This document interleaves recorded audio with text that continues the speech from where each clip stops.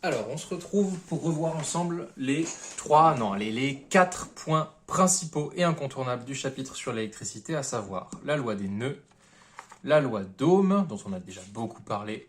On parlera des caractéristiques d'un dipôle que vous avez déjà tracé mais qu'on n'a jamais réellement exploité. Et on terminera avec la loi des mailles que vous commencez à vraiment bien connaître. Alors, pour ce qui est de la loi des nœuds, imaginons dans un exercice, on vous donne deux intensités, I et I1. Donc I, c'est l'intensité ici qui arrive au point B. I1, c'est l'intensité qui repart du point B en partant vers le bas au travers de la première résistance ici à gauche. Et on vous demanderait quelle est la valeur de I2. Alors certains me diront, bah oui, c'est logique, on a 20 mA qui arrivent et 16 qui repartent. Il en reste 4 dans I2. Vous avez tout à fait raison. On va simplement écrire ça de façon plus formelle en rappelant la loi des nœuds. La somme des intensités qui arrivent en un point est égale à la somme des intensités qui repartent du point. Donc on l'écrit, ça, la somme des intensités, enfin on rappelle, on montre qu'on connaît du coup la définition de la loi des nœuds. Et on l'applique d'abord littéralement. Donc ici, littéralement, la loi des nœuds dit I, le seul courant entrant, est égal à la somme des courants sortants, égale I1 plus I2. Et nous, ce qu'on cherche, c'est I2. Alors, on isole I2 dans la formule. I2 est égal à I moins I1. Et on n'a plus qu'à appliquer numériquement. Est égal à 20 mA moins 16 mA. Et au total, on trouve que I2 est égal à 4 mA. On enchaîne avec la loi d'Ohm. Alors, ici, on imagine qu'on a une résistance aux bornes de laquelle on a branché un voltmètre pour connaître la tension UR qui règne aux bornes de cette résistance. Et on a aussi branché en aval ici un ampèremètre qui nous permet de connaître, de remonter à l'intensité IR qui traverse la résistance.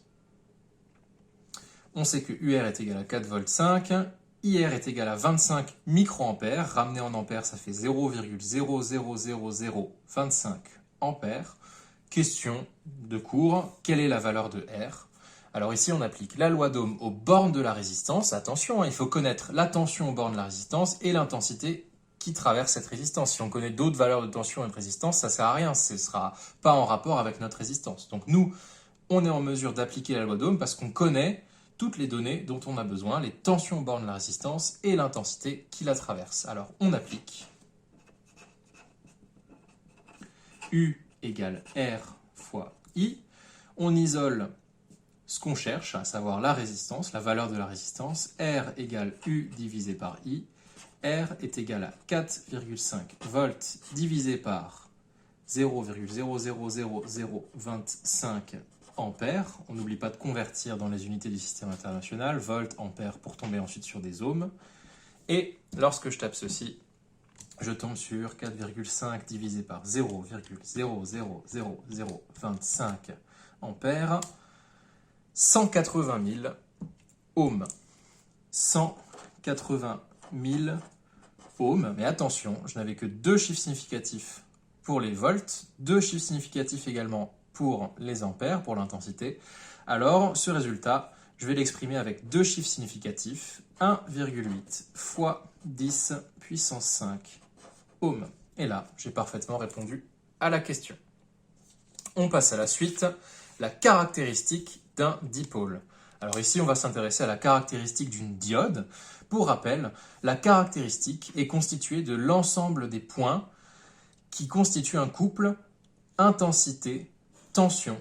Donc tension relevée aux bornes du dipôle et intensité qui traversait ce dipôle. Et on repère tout ça dans un graphique. Et ce graphique-là, qui nous permet de visualiser le lien qui existe entre intensité et tension, c'est ce graphique qui s'appelle la caractéristique. Donc, ici, on a la caractéristique d'une diode. Il y a deux questions qui nous sont posées. Quel courant traverse la diode quand la tension à ses bornes est égale à 0,3 volts? Eh bien, rien de plus simple. Je prends une règle. La voilà. Et on me dit la tension est égale à 0,3 volts. Ok. Alors, dans ce cas, je prends un stylo de couleur de préférence et je vais regarder au niveau de la tension est égale à 0,3 volts. Je trace une première petite droite. La voilà. Et à l'intersection avec ma caractéristique, je redescends à la verticale pour trouver la valeur de courant correspondante, la valeur de courant pour laquelle la tension est de 0,3 volts. Et par lecture graphique, ici, je vois que je suis un peu moins qu'à mi-chemin entre 0 et 5. Je dois être environ à 2 mA. Donc ici, je vais dire, par lecture graphique, on trouve que la valeur du courant qui traverse la diode quand la tension à ses bornes est de 0,3 volts est d'environ 2 mA. Je vais l'écrire par lecture graphique. On trouve I est égal à 2 mA environ lorsque U diode est égal à 0,3 volts. Deuxième question, quelle tension y a-t-il aux bornes de la diode quand l'intensité est de 20 mA? Mais ici, on reprend le problème à l'envers. Cette fois-ci, je vais partir de 20 mA en abscisse et je vais regarder pour quelle tension est-ce que j'ai mes 20 mA en abscisse. Pour quelle tension est-ce que j'arrive à retomber sur 20 mA? Donc là, je trace une droite cette fois-ci verticale. À l'intersection ici, avec ma caractéristique, je retourne au niveau des ordonnées pour lire la tension pour laquelle l'intensité est égale à 20 mA. Ici, je suis un petit peu au-dessus de 0,7, donc je dirais un dixième de volt au-dessus de 0,7 volts quand on regarde l'écart entre 0,7 et 0,5. Donc encore une fois, pour répondre à la deuxième question, par lecture graphique, on trouve U diode est égal à 0,8 volts lorsque I diode est égal à 20 mA. Voilà pour les caractéristiques. Parfois, vous aurez aussi l'équation de la caractéristique qui vous sera donnée. Il faudra remplacer des variables dans cette équation pour trouver la variable donnée en ordonnée. Ok, donc voilà pour la caractéristique. Voilà comment on exploite une caractéristique et à quoi elle sert. Elle sert à retrouver la valeur de tension ou d'intensité au niveau du dipôle quand on connaît l'autre valeur de tension ou d'intensité. Ok. Et pour terminer, loi d'émail que vous avez déjà vu et revu. Ici, un circuit avec une pile, une ampoule qu'on appelle lampe, donc une ampoule ou une lampe, et enfin une résistance. On nous donne la tension aux bornes de la pile, c'est 9 volts. La tension aux bornes de la lampe, c'est 6,02 volts. Que vaut la tension aux bornes de la résistance?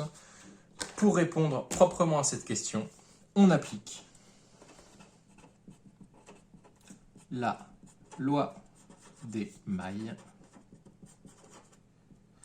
Alors, la loi des mailles, comme d'habitude, je considère une boucle dans mon circuit. Ici, en plus, il n'y en a qu'une seule, donc c'est assez facile. Et je vais parcourir cette boucle en partant d'un point arbitraire. Je vais partir du coin inférieur gauche et je vais la parcourir dans le sens horaire, parce que j'ai envie de la parcourir dans le sens horaire. Donc, je rencontre en premier, lorsque je parcours ma boucle dans le sens horaire, la tension de la pile qui s'exerce dans le même sens que mon sens de parcours. Donc, la tension de pile, je la compte positivement, U pile. Ensuite, je continue mon parcours, j'arrive sur la lampe qui, elle, exerce une tension qui s'oppose à mon sens de parcours. Donc, je vais compter la tension de la lampe négativement. Moins U lampe. Je continue mon parcours, j'arrive sur la résistance. Elle aussi, elle exerce une tension qui s'oppose à mon sens de parcours. Donc, je compte U résistance négativement. Moins U résistance, abrégé en U rési.